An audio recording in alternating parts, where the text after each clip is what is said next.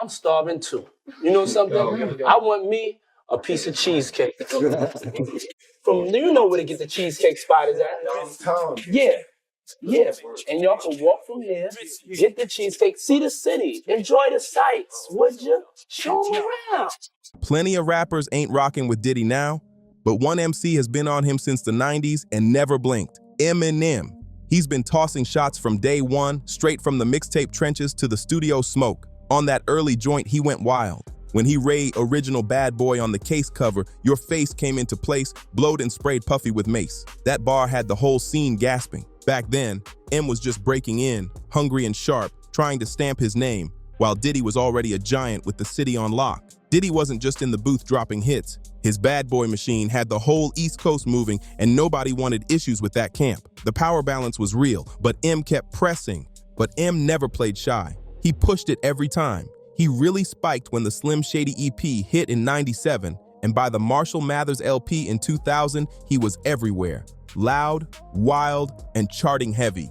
Diddy and Bad Boy still held weight on the East Coast, and M still slid in more jabs on the record. Marshall Mathers came in swinging, raw, wild, and unfiltered. He spit, "Is it because you love me that you expect so much of me? You little groupie chick, get off me. Go mess with Puffy." Back then, Diddy was dating J-Lo, and M didn't hold back at all. On his track, "I'm Back," he doubled down saying, "Cause if I ever stuck it to any singer in showbiz, it'd be Jennifer Lopez and Puffy. You know this. I'm sorry, Puff, but I don't care."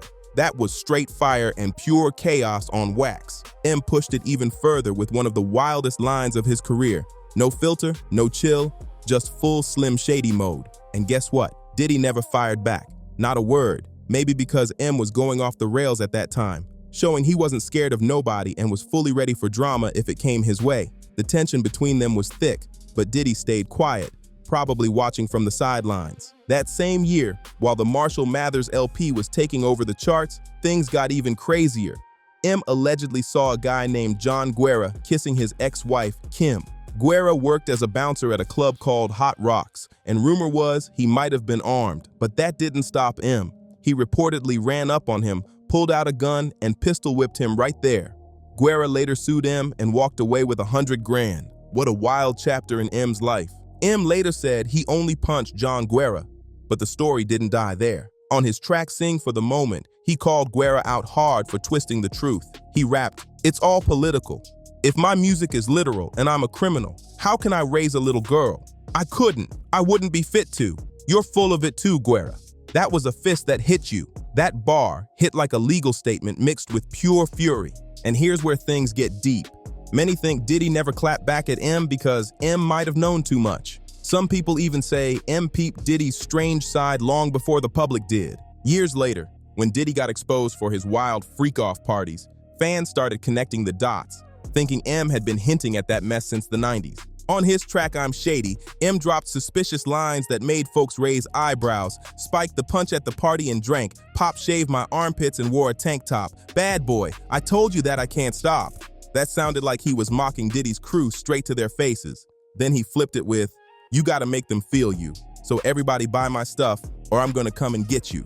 While Diddy's shine in the rap game started to fade, M just kept rising, and he never stopped throwing those lyrical darts at him. Jadakiss and his crew, the LOX, were once rolling heavy under Bad Boy Records, but things blew up fast. Word was Diddy had them trapped in a bad contract, straight robbing them of their money. It got so bad that the whole crew turned on him. Diddy tried to flex on Jada and the LOX, but they weren't the type to bow down. So in 2000, Jadakiss teamed up with Styles P and Chic Louch, and they dropped Welcome to D-Block.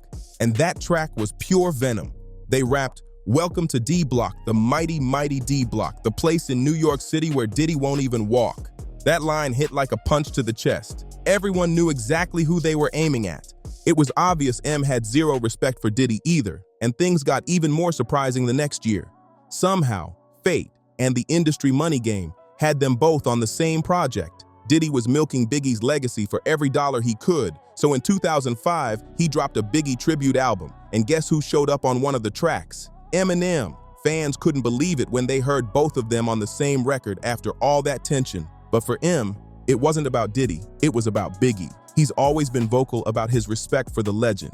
On Till I Collapse, he even laid out his personal GOAT list. "I got a list, Here's the order of my list that it's in. It goes Reggie, Jay-Z, Tupac, and Biggie, Andre from Outkast, Jada, Corrupt, Nas, and then me. That's pure rap royalty talk. Still, even on that Biggie album, M couldn't help himself. He slipped in a slick subliminal shot right under Diddy's nose. On their shared track, he rapped, "Fans meet, mourn us while we meet the coroners." Smooth, cold, and sharp, like a reminder that M never forgets a grudge. Notorious warned everybody long ago he saw the vultures circling. So many people built their whole image off Biggie's back and Pac's legacy, using those names to boost their own shine. It became a cycle in rap history, one that Diddy stayed right in the middle of. Then, years later, M and Diddy's names crossed paths again when M jumped on the remix of Diddy's Hello Good Morning. This time, M stayed cool. No shots, no shade, just bars. But that piece didn't last long. By 2012, Slim Shady was back stirring the pot. He linked up with PNK for Here Comes the Weekend. And that's when he threw another slick jab straight at Diddy and his Ciroc brand. M rapped, "I'm probably not gonna be wanting to pop bubbly or Ciroc. I'm not puffy, but I'm gonna run the city tonight. When I hit it, I might act like a freaking idiot." Diddy mixed with a medieval night. Big city lights, little indignity, hot dig. This Biggie is getting me hyped. If I don't get some liquor, I'll hurt you. I'll knock your pride in the dirt. Those bars had fans cracking up and shocked at the same time.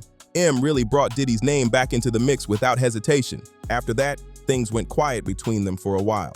M seemed to move on, and Diddy stayed in his lane stacking business deals. But peace never lasts long in hip-hop. The tension reignited when Diddy's own artist, Machine Gun Kelly, decided to take shots at M. MGK had been signed to Bad Boy for years and was close with Diddy. So when he came for M, he dragged his boss right into the storm. That's when the whole feud sparked up again and the energy turned explosive. MGK tossed a few shots and M stayed quiet at first, but when MGK dropped Rap Devil and doubled down, M snapped back with Kill Shot and went surgical at the end of the track. He even hit with, "But this idiot's boss pops pills and tells him he's got skills." But Kells, the day you put out a hit's the day Diddy admits that he put the hit out that got Pac killed, right before the fade out, leaving the room frozen. Then M slid in, "And I'm just playing Diddy. You know I love you." But behind the scenes, Diddy wasn't smiling. He was tight about getting put on blast, according to Joe Budden, who said Diddy told him he was gonna take care of the situation. Whatever that plan was, it never landed, because M kept talking slick and spun the block again on another record. On Godzilla, M flexed and flipped Diddy's name into a money bar. "Like kidding, bitch? I got them racks with so much ease that they call me Diddy, cause I make bands and I call getting cheese a cakewalk." A lot of folks missed that when it first dropped, but M was also low-key clowning a moment tied to Diddy's TV show Making the Band, where he allegedly had artists walk 5 miles through the city to grab him cheesecake. TV legend turned running joke. M leaned into that history without saying it loud, and the punchline still hit like a brick. Eminem had been firing shots at Diddy for decades, but in 2024, he turned it up to a whole new level of disrespect. Diddy, who once ruled the rap and business world, suddenly saw his empire crumble in real time. First came the shocking twist. Keith D got arrested for Tupac's murder, and he straight up claimed Diddy was the one who put $1 million bounty on Pac's head. That revelation alone shook the entire hip-hop community. Then came another bombshell. Diddy's ex, Cassie, filed that explosive lawsuit, spilling details about years of alleged abuse and wild freak-off parties. It was bad, but things got even darker when M dropped his new album, The Death of Slim Shady. Fans couldn't believe what they were hearing. M went straight for Diddy's neck on the track Fuel. He flamed him for his treatment of women and rapped, "I'm like an R-A-P-E-R. Got so many essays.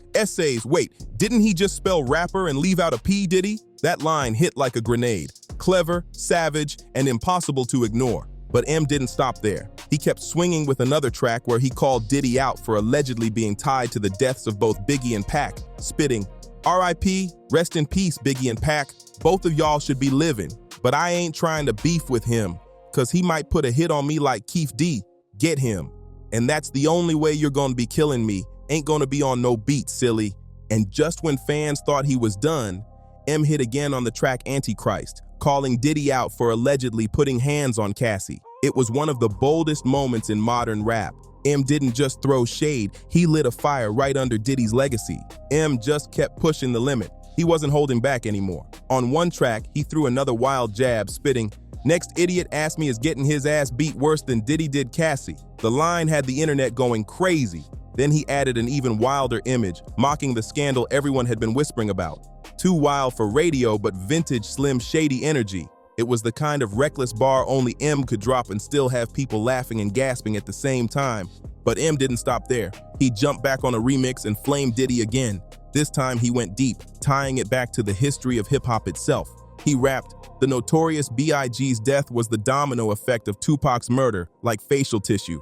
Whose clock should I clean next? Puff's? Tiz in police handcuffs? Guilty? Will he step up like G. Depp and turn himself in? Who knows all the murders they'll pin on me next?" That verse shook fans to the core. It was eerie, sharp, and felt like M was calling out Diddy's whole past in one cold verse. Still, M wasn't done. On the track, Bad One, he kept digging in, spitting, "Biggie's gone and Tupac, and I'm still alive. And you not the woo, dog, so who died and made you God?" It was another heavy hit aimed straight at Diddy's ego.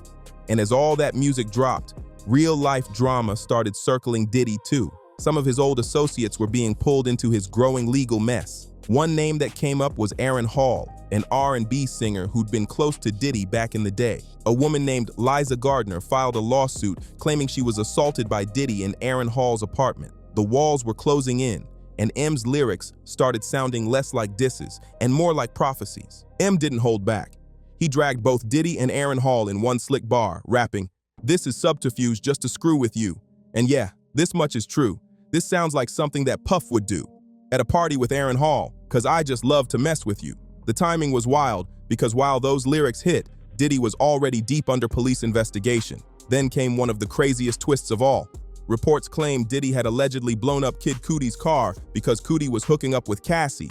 Fans couldn't believe it. And of course, M turned that rumor into lyrical fire. He fired off, "Got him up in arms like monkey bars. The bomb word to Puffy. I'm blowing up Kid Cudi's car in front of his house. All his buddies are out."